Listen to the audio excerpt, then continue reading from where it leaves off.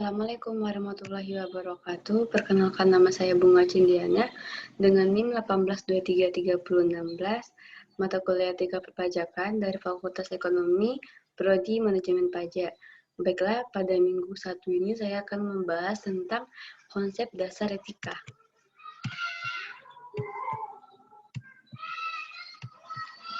Di mana yang akan saya bahas pertama yaitu adalah perkembangan etika. Di mana perkembangan etika terlihat dari sejarah perkembangan etikanya. Pertama yaitu etika periode Yunani, di mana filsafatnya tidak banyak memperhatikan masalah etika. Kedua, etika abad pertengahan, di mana etika bisa dikatakan dianiaya oleh gereja. Pada saat itu, gereja memerangi filsafat Yunani dan Romawi dan menentang penyiaran ilmu dan kebudayaan kuno. Ketiga yaitu etika periode bangsa Arab, di mana bangsa Arab pada zaman jahiliyah tidak mempunyai ahli-ahli filsafat yang mengajak kepada aliran atau paham tertentu sebagaimana Yunani seperti Epicurus, Zeno, Plato, dan Aristoteles. Namun sejak kedatangan Islam, agama yang mengajak kepada orang-orang untuk percaya kepada Allah. Sumber segala sesuatu adalah seluruh alam. Keempat itu etika periode abad modern, di mana pada akhir abad 15 Eropa mulai bangkit. Ahli pengetahuan mulai menyuburkan filsafat Yunani kuno. Begitu juga dengan Italia, lalu berkembang ke seluruh Eropa. Yang kedua yaitu adalah pengertian etika, di mana etika adalah sistem prinsip moral yang mempengaruhi bagaimana orang membuat keputusan dan menjalani hidup mereka. Etika berkaitan dengan apa yang baik bagi individu dan masyarakat, dan juga digambarkan sebagai filsafat moral kita.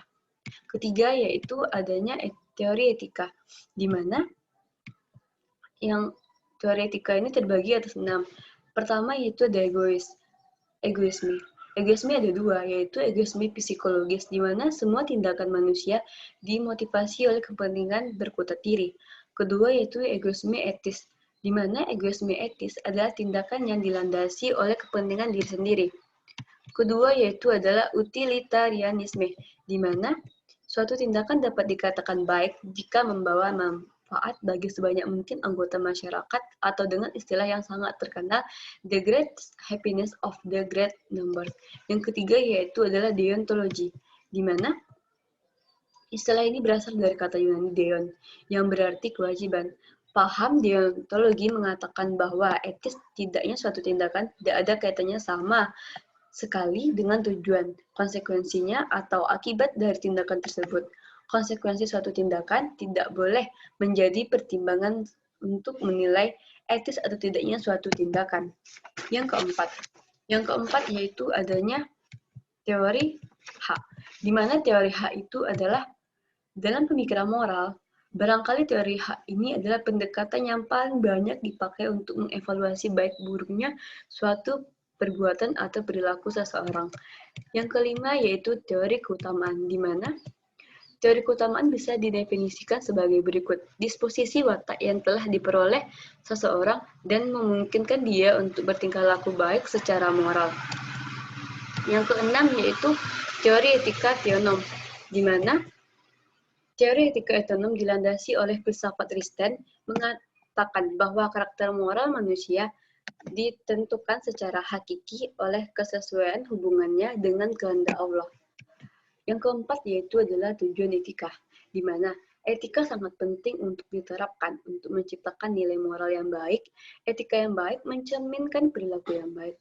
Sebaliknya, etika yang buruk maka mencerminkan perilaku yang buruk pula. Kelima yaitu ada prinsip etika, di mana prinsip etika ada prinsip keindahan, kedua prinsip persamaan, ketiga prinsip kebaikan, keempat prinsip keadilan, kelima prinsip kebebasan, dan terakhir prinsip kebenaran. Keenam adalah pajak dalam entitas bisnis, di mana entitas bisnis merupakan suatu unsur ekonomi yang menjalankan kegiatan finansial untuk kepentingan sendiri.